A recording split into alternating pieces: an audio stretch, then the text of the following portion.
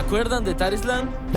No, seguro que no. Pero yo sí me acuerdo. Y es que tengo un par de videos en este canal en donde hablaba de un videojuego que no había salido y que ni siquiera pude jugar. No sabía nada y ahí estaba explicando cómo iba a ser el sistema de mercado. Ajá. Todo para que al final, cuando el dichoso juego saliera, yo no pueda jugarlo porque mi cacharro no lo podía correr. Pero seguramente tú te estarás preguntando, hey, ¿pero de qué me estás hablando? ¿Y quién eres tú y cómo entraste en mi casa? Shh, eso no es importante. Así que bien, ponte cómodo porque hoy vamos a hablar de Tarislan desde su lanzamiento, sus polémicas y todo lo que llevó a su cierre. Así que yo soy Iguarán y comenzamos. Tarislan fue un MMORPG desarrollado por Locojoy Games y publicado por Tencent, el cual fue concebido como un MMORPG multiplataforma para PC, Android y iOS, con crossplay incluido, cuya fecha de lanzamiento oficialmente sería el 21 de junio del 2024. El proyecto nacería tras el fin del acuerdo entre Blizzard y NetEase, donde World of Warcraft había desaparecido del mercado chino y Tencent, a través de su sello Level Infinity, con el estudio Locojoy como desarrollador, presentaron Tarislan como un clone de WoW pensado para llenar ese hueco. Y vaya hueco que había que llenar. Porque una cosa es querer hacer un MMORPG para suplir la falta de uno en tu mercado, y otra muy diferente es enfrentarte a uno que tiene décadas de historia y peso cultural. Además de que lo habían vendido como un juego que no tendría pay to win y que no tendría grindeo excesivo. Y en mi corta experiencia jugándolo, como que eso no era tan cierto, Tencent había presentado Tarislan como un juego que no tendría estas características, ya que querían que se presentara en Europa. Además, los desarrolladores prometían una economía dirigida por los jugadores que fomentara la cooperación y la comunidad en vez de la toxicidad, con objetos de mejoras de atributos disponibles solo mediante el comercio, y aseguraban que el proceso no requería grindeo y que el pay to win no formaría parte del juego básicamente. Obviamente que esto a la comunidad le creó un hypeo increíble, que más de 3 millones de jugadores se habían preinscrito antes del lanzamiento oficial del videojuego. Y aquí está la primera gran polémica, porque esto no fue así como lo prometieron. ¡Fuimos timados! Durante la beta cerrada del 2023, la comunidad detectó que la membresía para los beta testers permitía comprar oro dentro del juego con dinero real. Y encima, la bolsa de mensajero de oro, la cual permitía hacer trading entre los jugadores, permitía transferencias masivas de fondo entre personajes que podían ser aprovechadas por vendedores de oro para trasladar fondos que luego se utilizarían en la casa de subastas para comprar los objetos más poderosos. Obviamente que la comunidad reaccionó de una forma tan mal hasta el punto en que todas las menciones a esa promesa de que no habría pay to win fue prácticamente eliminada de sus canales oficiales. Obviamente algo que encendió las alarmas de todos. Tencent habría respondido con un comunicado que, en esencia, redefinía sus propias palabras. La compañía pidió disculpas por la confusión y aclaró que su definición de pay to win se limitaba a vender equipos con estadísticas en la tienda, algo que técnicamente Tarislan no hacía. Además, prometieron no vender objetos que mejoren los atributos o equipos en la tienda oficial. Sin embargo, el mismo análisis señalaba que no abordaron el sistema de energías, es decir, el vigor, el cual fue otro punto de fricción, pues había quienes acusaban al juego de monetizar la paciencia del jugador mediante las pociones para poder saltarse los límites diarios. Y es que, para quienes no lo recuerdan, en Tarislan, para poder craftear objetos requerías de 2 puntos de vigor por cada elaboración, mientras que para recolectar los materiales necesitabas de 3 puntos por cada objeto obtenido. Una vez que te quedabas sin vigor, requerías esperar 15 minutos para obtener 1 punto de vigor. Obviamente que habían jugadores que se quejaban de esto, pues no disponían del tiempo, a veces solamente querían farmear algo rápido, hacer algo de dinero rápido antes de salir a trabajar, y este sistema de vigor les impedía hacer eso. Existían otros métodos para obtenerlo, como el pez del vigor, el cual debías pescarlo, consumirlo para recuperar una cierta cantidad, y las pociones de vigor, las cuales se obtenían a través de misiones especiales. Otra polémica fue después del lanzamiento con las Crystals, las cuales eran la moneda premium. Estas podían utilizarse para comprar cosméticos y para conveniencias como el envío masivo de oro.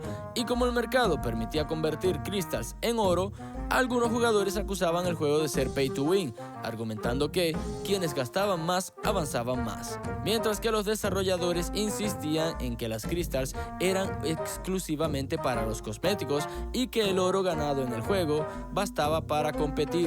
Al salir el juego oficialmente, las reseñas de los creadores de contenido fueron duras y tajantes.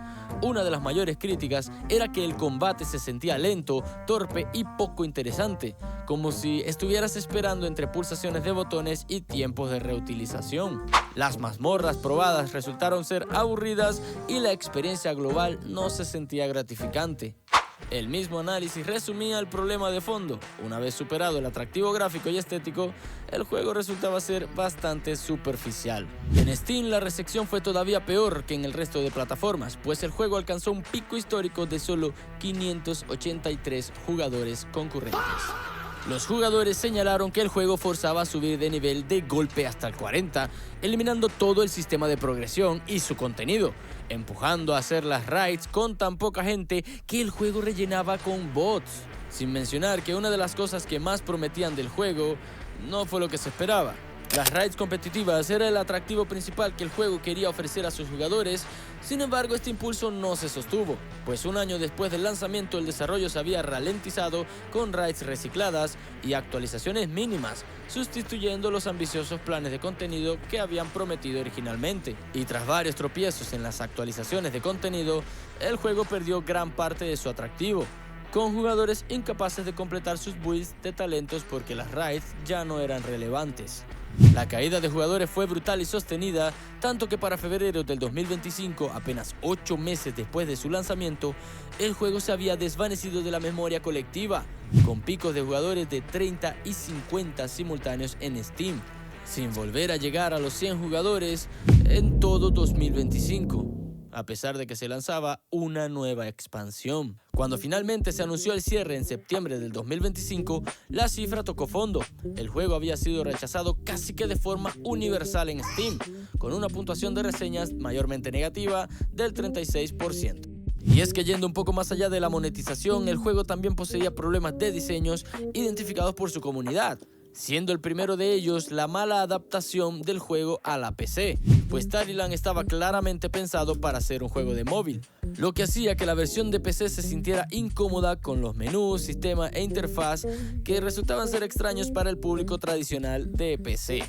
Otro punto era el combate, descrito repetidamente como lento, con animaciones y ritmo más propio de un juego móvil gacha que de un MMO de raids serias. Y mira que eso tiene que doler a alguien que quería ser el WoW Killer. Y hablando de WoW, otro punto débil era la falta de identidad propia, pues el juego se apoyó tanto en el parecido visual con WoW, tanto en las razas tipo los elfos nocturnos, los tauren, un dragón negro similar a la muerte, paisajes que recordaban a Teldrassil, que nunca logró construir una propuesta reconocible por sí misma. No tenía identidad y era simplemente un juego intentando llenar unos zapatos demasiado grandes. Otro punto débil era el contenido reciclado y el ritmo de las actualizaciones, el cual era insuficiente para retener una base de jugadores hardcore acostumbrada al ritmo de parches de WoW o Final Fantasy. Finalmente, el 4 de septiembre del 2025, Tencent confirmaría el fin del servicio y el cierre se ejecutaría el 4 de noviembre del 2025. Obviamente que esto para nadie fue una sorpresa, sin embargo sí fue cuanto menos triste porque el juego la verdad es que tenía ciertos puntos a favor, los cuales simplemente fueron opacados por la idea de querer llenar unos zapatos demasiado grandes como lo son los de World of Warcraft. Algunos de los puntos a favor vendría siendo su visual atractivo, el cual si bien es cierto que buscaba emular algo similar a WoW, la verdad es que si se hubiesen ido por una ruta más original, francamente habría ayudado a que el juego tuviera una identidad propia. Otro punto a favor era el crossplay entre PC y Android, con progresión compartida, algo poco común y muy bien ejecutado técnicamente. Creo que Tallyland deja una lección mucho más importante para la industria que simplemente no hacer un clon de WoW. En serio, no entiendo por qué ese afán de querer destronar a WoW. ¡Dejen a WoW tranquilo! Y la lección que podríamos aprender es no confundas adquisición con comunidad, porque puedes conseguir millones de preinscritos, influencers, publicidad, Twitch, ranking de tienda, trailers espectacularmente visuales, un lanzamiento técnicamente perfecto y aún así morir. Porque un MMORPG no es un producto que el jugador compra, es un lugar al que el jugador decide regresar. Tarislan consiguió que millones de personas miraran hacia su puerta, pero no consiguió que suficientes personas quisieran vivir dentro de ella. Y quizás por eso su final es particularmente triste e irónico, pues el supuesto WoW Killer no fue asesinado directamente por World of Warcraft, pues WoW simplemente volvió a casa, mientras que Tarislan nunca terminó de construir la suya. Y es que a veces en la vida miramos lo que otros construyeron y pensamos que nuestro camino está por ocupar el mismo lugar. Intentamos llenar zapatos que fueron hechos para otras personas, persiguiendo su éxito, su identidad e incluso su historia. Pero no puedes construir un hogar intentando vivir en la casa de alguien más. Tarislan quiso caminar por un sendero que ya tenía dueño, cuando quizás lo que necesitaba era encontrar el suyo. Y tal vez nosotros también deberíamos de preguntarnos eso alguna vez.